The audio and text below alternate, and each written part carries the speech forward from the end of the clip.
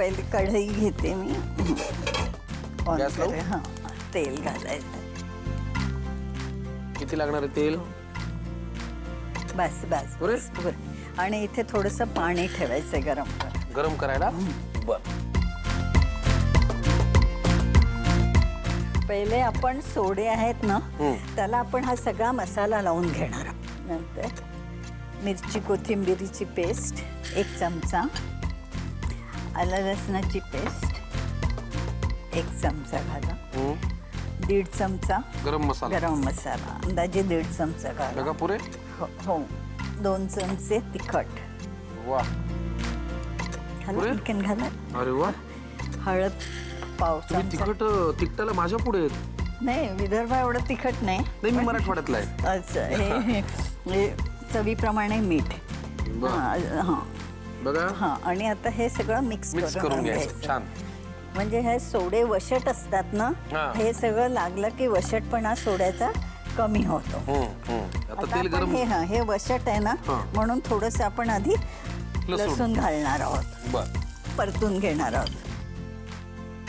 मग ह्याच्यात आपण आता सोडे घालूया, ते सवतळून घेऊया.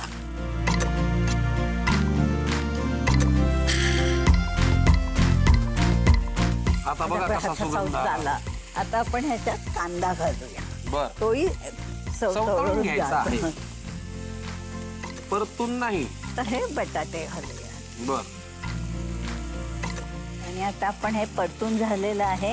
आता आपण ह्याच्यात हे घालून घ्या. भिजवलेले तांदूळ.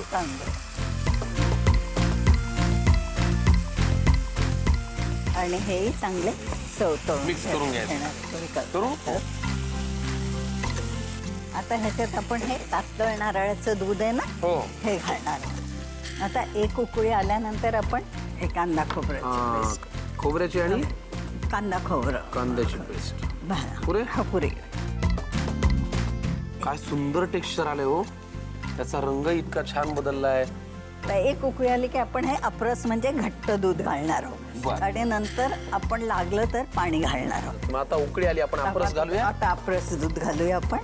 सगळं लागेल तर तो सुरवटपणा जाणवेल. आता ह्याच्यावर आपण झाकण ठेवून मंद आचेवर 10-15 मिनिटात आपले खिचडी तयार. अप्रतिम.